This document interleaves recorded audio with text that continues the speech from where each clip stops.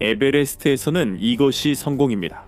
날씨가 좋고 로프가 설치됐으며 정상도 가까워지고 줄이 움직입니다. 돈 캐시는 자신의 할 일을 정확히 하며 당황하거나 뒤처지지 않고 기다립니다. 26,000피트 이상에서는 기다리는 동안 몸이 회복할 수 없는 것을 계속 잃게 됩니다. 이곳에서는 시간이 곧 산소이고 산소가 곧 생존입니다. 앞줄이 느려지더니 멈춰버립니다. 겉보기엔 아무 문제 없어 보입니다. 폭풍, 붕괴, 비상도 없습니다. 그래서 이 순간이 진짜 끔찍합니다. 이 이야기가 끝나면 에베레스트에서 규칙을 지켜도 여전히 갇힐 수 있음을 알게 될 것입니다. 극한의 경계에 오신 것을 환영합니다. 2019년 5월 21일 이 날로 인해 전문가들은 2019년 등반 시즌을 에베레스트가 무너진 해라고 부르게 되었습니다. 극단적으로 들릴 수 있지만 돈 캐시의 이야기를 들으면 왜 그런지 알게 될 겁니다. 이것은 과장이 아니었습니다. 돈 캐시는 유타주 샌디 출신 55세 영업 임원입니다. 오하이오주 노벨티에서 농장 소년으로 자랐으며 어릴 때부터 남달랐습니다. 15살쯤 그는 이미 자신의 돈으로 더트바이크, 폭스바겐, 픽업 트럭을 샀습니다. 10대 때부터 돈 캐시는 독립적이었고 항상 새로운 거래를 생각했습니다. 고등학교 졸업 후 그는 타이베이와 오클랜드에서 예수 그리스도 후기 성도 교회 선교사로 활동했습니다. 그곳에서 그는 근면과 규율을 키웠다. 돌아온 후 그는 유타 대학교에서 마케팅 전공과 중국어 부전공을 취득했고 그곳에서 미래의 아내인 모넷 클레이튼을 만났습니다. 그들은 1986년 결혼 후 33년간 4자녀, 3손녀와 함께 가정을 이루었습니다. 샌디에서의 소박한 삶은 산을 떠올리게 하진 않았습니다. 그는 엄청난 성공을 거둔 기술 영업에서 수백만 달러의 매출을 올리며 기업의 매출을 성장시키고 결국 BMC 소프트웨어의 글로벌 인사이드 세일즈 부문 부사장까지 올랐습니다. 그의 개인적인 좌우명은 단순했습니다. 나의 성공은 다른 사람들의 성공에서 온다. 그리고 그와 함께 일했던 모든 사람들도 똑같이 말했습니다. 돈은 당신이 무엇이든 이룰 수 있다고 믿게 만들었습니다. 하지만 어느 순간부터 돈은 산에 빠지게 되었고 한 번 등반을 시작하자 멈출 수 없었습니다. 그는 세븐 서밋, 즉 7대륙 최고봉 등정을 목표로 삼았습니다. 이는 그의 일상과 전혀 달랐습니다. 2000년대 초 그는 아프리카 킬리만자로 19,341피트, 남미 아콩카과, 유럽 엘브루스, 오세아니아 카르스텐스 피라미드에 올랐습니다. 2019년 1월까지 돈은 7개의 정상 중 6곳을 등정했습니다. 하지만 그 기록을 달성하기 위한 그의 여정은 제가 조사한 것 중에서 솔직히 가장 가혹한 이야기 중 하나입니다. 예를 들어 알래스카의 북미 최고봉 데날리에서의 이야기입니다. 돈은 타고난 운동선수가 아니어서 정상에 오르기까지 시간이 더 걸렸지만 빠르진 않아도 다른 강점을 지녔습니다. 그의 아들 테너는 나중에 아버지의 등반 스타일을 이렇게 묘사했습니다. 아버지는 빠른 분은 아니지만 절대 멈추지 않으시고 정말 열심히 하십니다. 그리고 데날리에서도 그랬죠. 그 결의로 그는 정상에 올랐지만 너무 오래 머물렀고 하산을 시작했을 때는 이미 피해가 있었습니다. 오른손 세 손가락에 동상이 생겨 결국 절단했습니다. 대부분의 사람들은 이를 산의 신호로 받아들이고 다시 생각할 것입니다. 아마 더 안전한 취미를 찾았겠죠. 돈은 예외지만. 그는 의수로 대체 손가락을 만들어 목걸이에 걸고 다녔습니다. 대화의 소재로 삼으려고요. 그는 손가락을 잃은 이를 농담으로 바꾸며 자신을 막을 수 없다는 증거로 삼았습니다. 사람들에게 적어도 정상까지는 갔잖아 라고 했습니다. 2019년 1월 에베레스트 등반 4개월 전 돈은 6번째 정상 남극 빈슨산에 올랐습니다. 해발 16,050피트로 이곳은 남극 최고봉이자 지구에서 가장 외딴 산 중 하나입니다. 콜로라도 출신 등반가 피터 로우리가 원정에 함께했고 돈과 등반 중 텐트를 같이 썼습니다. 빈슨산에서도 같은 일이 반복됐습니다. 이번에는 동상이 돈의 코를 공격했습니다. 피터는 조직이 죽어가는 모습을 지켜봤습니다. 피터는 나중에 돈이 사실상 자신의 코와 작별 인사를 하고도 계속 등반을 이어갔다고 말했습니다. 배터는 뚜렷했습니다. 돈은 한계를 넘어 자신을 몰아붙였고 몸은 대가를 치렀지만 그는 개의치 않고 계속 나아갔습니다. 이것은 무모함이 아니었습니다. 이것이 필요한 일이었습니다. 사람들이 그에게 죽고 싶은 마음이 있냐고 물으면 그는 확신에 차서 대답하곤 했습니다. 사실 그 반대입니다. 저는 살고 싶은 마음이 있습니다. 저는 충실하게 살고 싶고 때로는 계산된 위험도 감수합니다. 인생이 짧으니 후회 없이 살아야 합니다. 2019년 1월 말에 돈이 빈센트에서 돌아왔을 때 그는 코의 일부를 잃은 상태였습니다. 하지만 그는 6번째 정상 등정을 마쳤습니다. 그에게 남은 산은 에베레스트뿐이었고 이는 그의 마지막 목표이자 모든 성취의 정점이었습니다. 돈은 끝까지 도전하기로 결심했습니다. 2019년 1월 돈은 25년간 기업에서 승진한 끝에 BMC 소프트웨어 부사장직을 그만뒀습니다. 그는 지구에서 가장 높은 산을 오르기 위해 회사를 떠났습니다. 그는 심지어 링크드인에 5개월간의 안식년을 선언했고 자신의 새로운 직함을 최고 경영 등산가 Chief Executive Mountaineer로 올렸습니다. 그의 계획은 1월 빈센트, 4, 5월 에베레스트, 6월 귀국 후 경력의 새 시작으로 단순했습니다.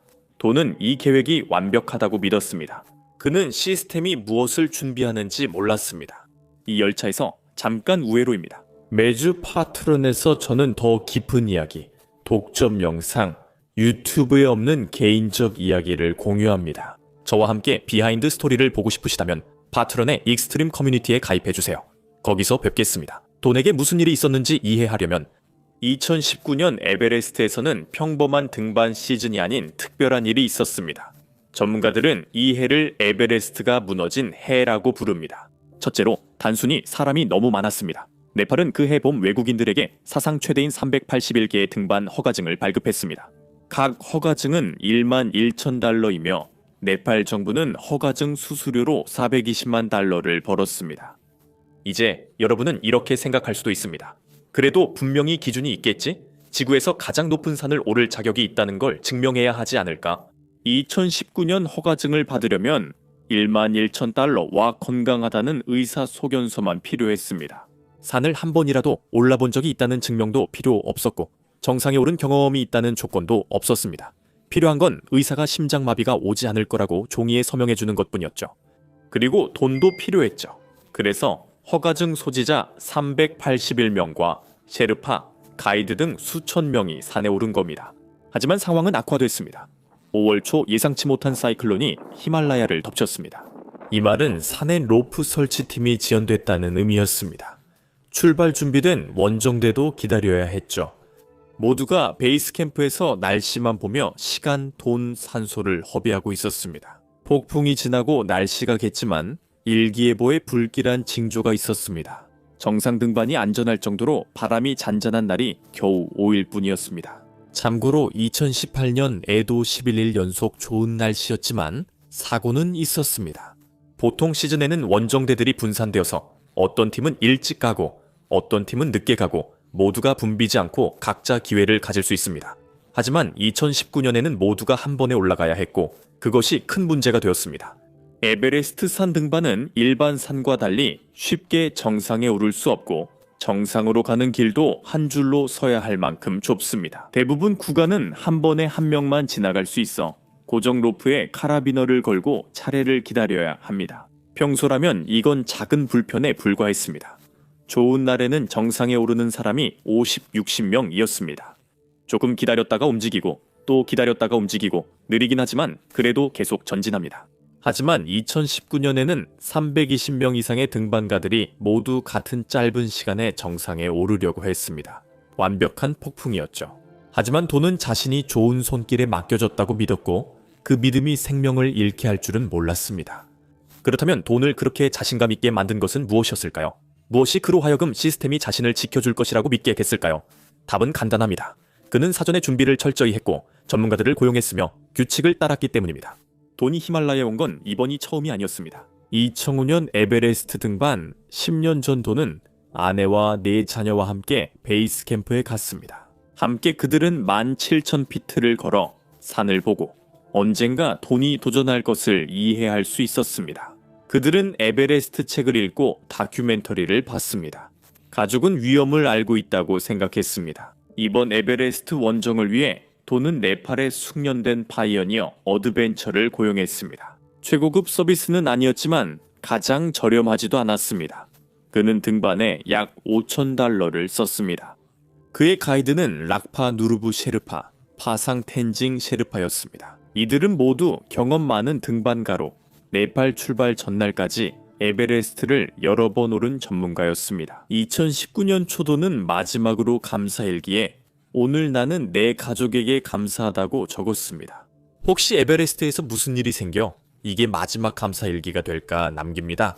나는 아내, 아이들, 가족, 친구들을 얼마나 사랑하는지 모두 알았으면 합니다. 훌륭한 인생을 살았고 신의 축복을 받았습니다. 후회 없으며 곧 모두를 다시 만날 것입니다. 돈은 에베레스트에서 죽을 수도 있다는 가능성을 알고 마음의 준비를 했습니다. 눈사태, 크레바스, 폭풍, 데스존 등 많은 위험이 있었지만 돈에게 곧 일어날 일은 아무도 상상하지 못한 일이었습니다. 2019년 5월 21일 저녁 해발 26,000피트 남쪽 콜의 캠프사 돈은 텐트 밖에서 장비를 마지막으로 점검했습니다. 산소 마스크, 헤드램프, 배터리 등 주변 등반가들도 같은 준비를 했습니다. 그곳 공기는 희박해 숨 쉴 때마다 얕고 불안전하게 느껴졌습니다. 이번 등정은 10년 도전의 마지막 정상 등반이었습니다. 돈은 산을 올려다보며 안심이 되는 장면을 보았습니다. 150개의 헤드램프가 어둠 속 산길을 뱀처럼 이어졌고 빛나는 줄이 검은 하늘로 사라지는 것 같았습니다. 많은 사람과 팀, 가이드 덕분에 그는 혼자가 아니었고 안전하고 체계적으로 느꼈습니다. 오후 6시 이후였습니다. 돈은 산소통을 연결하고 배낭을 조정한 뒤 그의 가이드인 락파누르브와 파송텐진과 함께 등반을 시작했습니다. 정상으로 가는 마지막 도전이 시작됐습니다. 밤새 등반에 해 뜰 때 정상에 오르고 햇빛 있을 때 하산하는 단순한 계획이었습니다. 정상 등반은 왕복 8-10시간 걸리며 데스존에서는 그게 한계입니다. 돈은 아들 테너 말대로 정확히 움직였습니다. 느리지만 꾸준히 멈추지 않고 한 걸음씩 어둠을 뚫고 올라갔습니다. 하지만 올라가며 모든 걸 더 어렵게 만드는 무언가를 마주쳤습니다. 그가 본 건 그 줄이었습니다. 정상 등반 전 기술 구간에서 교통체증이 있었고 등반가들은 고정 로프에 카라비너를 걸고 한 명씩 이동해야 했습니다. 사람들은 27,000, 28,000피트에서 서서 차례를 기다렸고 산소는 점점 줄어들었습니다. 그곳에서는 산소가 곧 시간이었습니다. 정상 바로 아래 80피트 높이에 거의 수직인 힐러리 스텝에서는 상황이 더 심각했습니다. 이 좁은 구간은 한 번에 한 명만 통과할 수 있었습니다.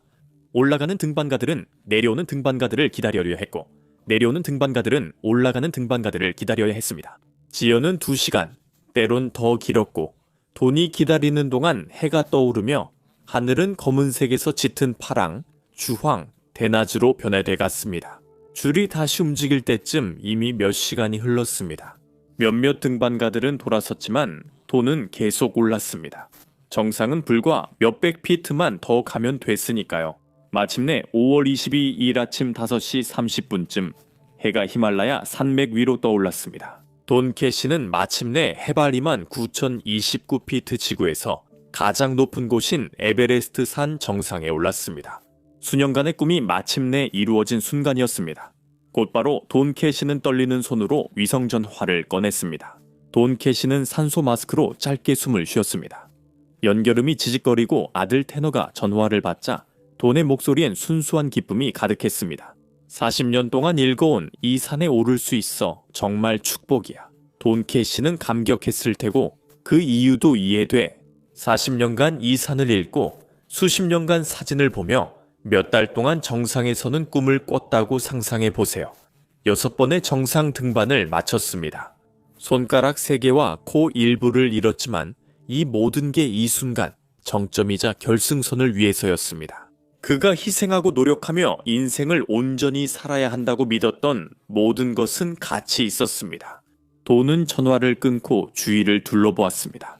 히말라야 산맥이 펼쳐지고 맑은 하늘에 해가 떠오르고 있었습니다.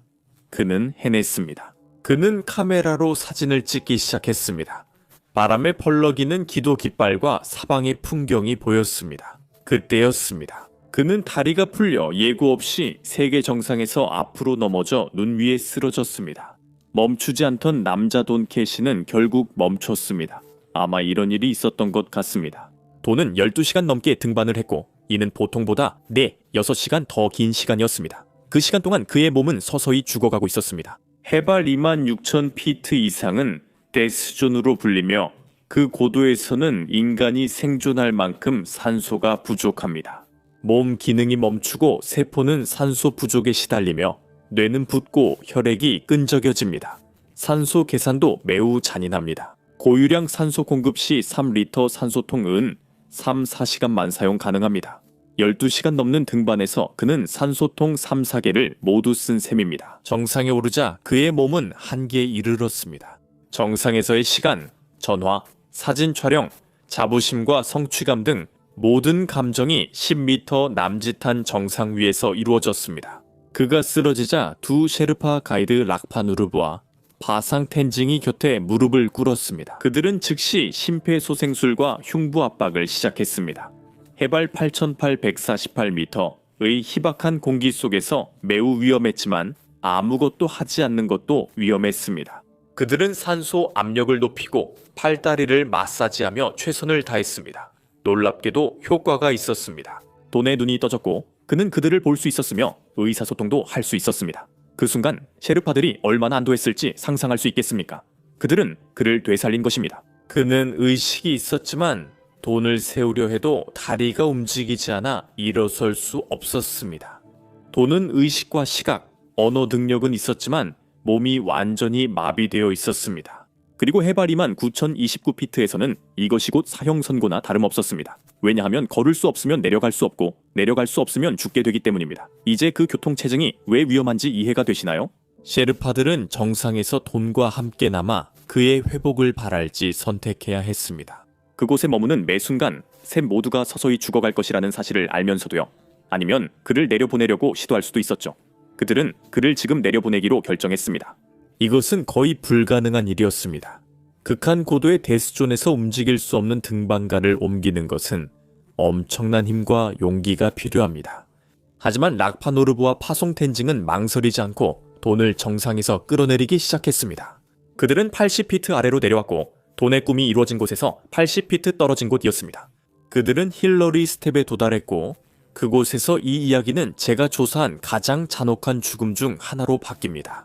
락파노르브와 파송텐징이 돈과 함께 힐러리 스텝에 도착했을 때 그들은 실망했습니다. 그들이 아래를 내려다봤을 때 200명이 넘는 등반가들 이 일렬로 줄지어 있는 모습을 보았습니다. 모두가 산을 오르고 있었습니다. 기억하세요. 힐러리 스텝엔 고정 로프가 하나라 한 번에 한 명만 통과할 수 있습니다. 누군가 올라가고 있으면 기다려야 하고 누군가 내려오고 있어도 기다려야 합니다. 평소 같으면 10분, 15분 정도 기다릴 수 있습니다. 짜증나긴 해도 감당할 수 있는 수준이죠. 이번에는 200명 넘는 등반가들이 좁은 구간을 지나가려 했고 락파노르브와 파송텐징은 그들을 지나칠 수 없었습니다. 그들은 밀고 나가거나 돈을 옆으로 옮기지 못했습니다. 안전한 길이 막혀 그들은 돈을 두고 눈 위에서 차례를 기다렸습니다. 해발 28,770피트 데스존에서 파이어니어 어드벤처는 나중에 그들이 최소 2시간 동안 차례를 기다렸다고 보고했습니다. 그게 무슨 의미인지 생각해보세요. 캠프사에는 쉼터와 의료용품 안정시킬 기회가 있었습니다. 돈은 그들보다 2,700피트 아래에 있었고 보통 6시간이면 도달할 수 있는 거리였습니다. 하지만 그들은 움직일 수 없었습니다. 자연적인 조건 때문이 아니라 인위적인 사고 때문이었습니다.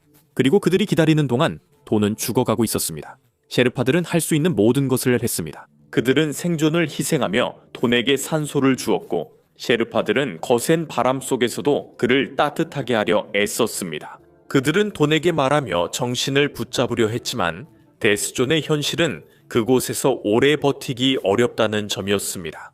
돈은 이미 26,000피트 상공에 12시간 넘게 있었고 천이 점점 떨어지고 있었습니다. 극심한 추위와 피로로 돈의 몸은 하나씩 기능을 잃어가고 있었습니다. 셰르파들은 계속해서 돈의 상태를 확인하고 반응을 유지시키려고 애썼지만 시간이 흐를수록 그가 점점 쇠약해지는 것이 보였습니다. 그들은 그가 버텨주길 바랄 수밖에 없었습니다. 그것이 그들이 할 수 있는 전부였으니까요. 줄이 움직여 그를 캠프사로 데려가길 바랐지만 줄은 너무 느렸습니다. 그리고 그 2시간 동안 돈은 두 번째로 쓰러졌습니다. 셰르파들은 즉시 다시 심폐소생술과 가슴 압박, 산소 공급을 시작했습니다. 그들이 처음 했던 모든 방법이 그를 한 번 되살렸습니다. 하지만 이번에는 아무런 반응이 없었습니다. 돈의 눈은 뜨이지 않았고 그의 가슴은 오르지 않았으며 그의 몸은 반응하지 않았습니다. 이번에는 모든 것이 끝났습니다. 도널드 린캐시는 힐러리 스텝 근처 목표 지점에서 80피트 떨어지고 안전지대보다 2700피트 높은 곳에서 숨졌습니다. 그는 눈사태, 추락, 폭풍 또는 미리 준비하고 받아들인 위험 때문이 아니었습니다. 그는 에베레스트 산에서 교통체증에 갇혀 줄을 서서 기다리다가 몸이 멈추면서 숨졌습니다. 그의 생명을 구하려고 자신의 목숨까지 걸었던 두 셰르파가 무력하게 지켜보는 가운데였습니다. 35,000달러를 받고 허가증을 발급해준 시스템은 그를 살려내지 못했습니다. 더 슬픈 건 그 시즌에 돈만 죽은 게 아니었다는 점입니다. 2019년 봄 에베레스트에서 11명이 사망했습니다. 4명은 인도 국적, 2명은 아일랜드인, 2명은 미국인, 돈 포함, 1명은 영국인, 1명은 오스트리아인, 1명은 네팔인이었습니다. 그리고 이 사망자들은 공통적으로 우려스러운 점을 가지고 있었습니다. 대부분이 교통체증에 갇혀 탈진하거나 줄을 서서 기다리다가 산소가 떨어져 사망했습니다. 하지만 돈의 죽음엔 잊을 수 없는 점이 있습니다. 빈슨산에서 돈과 텐트를 나눴던 등반가 피터 로우리가 돈이 자신의 코에 키스하는 모습을 봤던 기억, 동상과의 작별 인사였죠. 4개월 전 5월 23일 피터는 에베레스트 정상에 올랐고 전날 돈이 사망했습니다. 정상 오르며 그는 돈의 시신을 지나쳤습니다. 밝은 다운 슈트와 부츠를 신은 채 눈에 반쯤 덮여 있었고 사망한 지 24시간이 안 됐다고 피터는 기자들에게 전했습니다. 나는 5년, 10년, 20년 전에 숨진 시신들을 보게 될 줄 알았지. 이번 시즌에 숨진 사람들을 보게 될 줄은 몰랐습니다. 사망한 지 24시간도 안 된 사람들을 보게 될 거라고는 정신적으로 준비하지 못했습니다. 불과 4개월 전만 해도 그들은 함께 텐트를 쓰며 같은 꿈을 나눴습니다. 그러나 이제 피터는 정상으로 가는 길에 그의 시신을 지나고 있습니다. 에베레스트는 이렇게 변했습니다. 어떻게 이런 일이 가능했을까요? 수천 번 등반된 산이 왜 죽음의 함정이 되었을까요? 이유는 산이 아닌 경제 논리에 있습니다. 네팔 관광부는 등반가들이 얼마나 많이 살아 돌아오는지로 성공을 판단하지 않습니다. 그들은 그걸 집계하지 않지만 수익은 꼼꼼히 집계합니다. 관광 산업은 네팔 GDP의 약 7%를 차지합니다. 에베레스트의 생계를 의존하는 계절 노동자가 4만에서 5만 명에 달합니다. 네팔 정부는 2019년 허가증으로 420만 달러를 벌었지만 이는 시작에 불과합니다. 등반가들은 가이드, 장비, 포터, 음식, 숙박에 돈을 씁니다. 전체 경제적 영향은 수억 달러에 달합니다. 사람들이 네팔이 더 엄격한 요건을 시행하지 않는 이유를 묻는다면 답은 간단합니다. 여유가 없고 제한이 늘수록 돈이 줄기 때문입니다. 등반가 한 명을 돌려보낼 때마다 수입이 줄어듭니다. 그리고 평균 연간 소득이 약 1,500달러인 나라에서는 그건 쉽게 내릴 수 있는 선택이 아닙니다. 이 문제는 네팔이 규정을 어떻게 집행하거나 집행하지 않는지에서 드러납니다. 2019년 사망사고 후 네팔은 새로운 규정을 발표했습니다. 등반가들은 18,000피트 이상의 본구리를 등정했다는 것을 증명해야 하고 가이드 회사들은 고산 원정 조직 경험이 3년 이상 있어야 했습니다. 그것은 인상적이고 진지하게 들렸으며 네팔이 마침내 안전을 중시하는 듯 보였습니다. 하지만 일부 전문가는 이것이 실질적 변화 화시 없이 보여주기식 규제라고 했고 그 말이 맞았습니다. 솔로 등반 금지는 2017년에 도입되었고 2019년에 다시 도입되었으며 2023년에 또다시 도입되었고 2025년에 또 한 번 도입되었습니다. 경험 요건이 여러 번 제한됐지만 한 번도 시행된 적 없습니다. 몇 년마다 비극이 발생하고 그 다음에는 분노가 일고 약속이 이어지지만 결국 다시 평소처럼 돌아가고 그러다 또 희생자가 나오는 패턴이 분명합니다. 2020년 시즌은 코비드-19로 취소됐고 2021년 네팔은 400개 넘는 허가증을 발급했습니다. 2023년에는 사상 최고치인 478개의 허가증이 발급되었습니다. 그 시즌에는 17명에서 18명이 사망했는데 이는 2019년보다 많은 수치입니다. 돈 캐시를 죽인 시스템은 여전히 그대로 운영 중이며 그의 시신은 에베레스트 고지에 있습니다. 시신 수습에 4만 7만 달러가 듭니다. 셰르파 10명이 목숨을 걸어야 하기에 가족은 시신 수습을 포기했습니다. 돈의 부고에 따르면 그는 시신이 산에 남길 원했다고 합니다.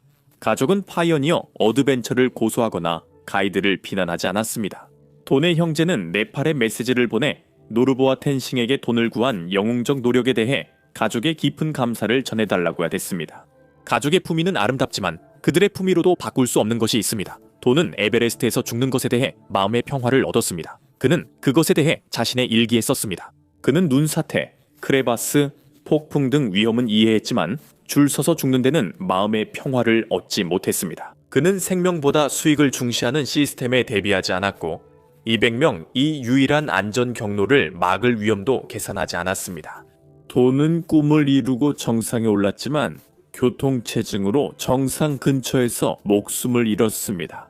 5년이 지난 지금도 그 줄은 남아 있습니다. 시청해주셔서 감사합니다. 다음 영상에서 뵙겠습니다. 당당하고 용감하게 사세요.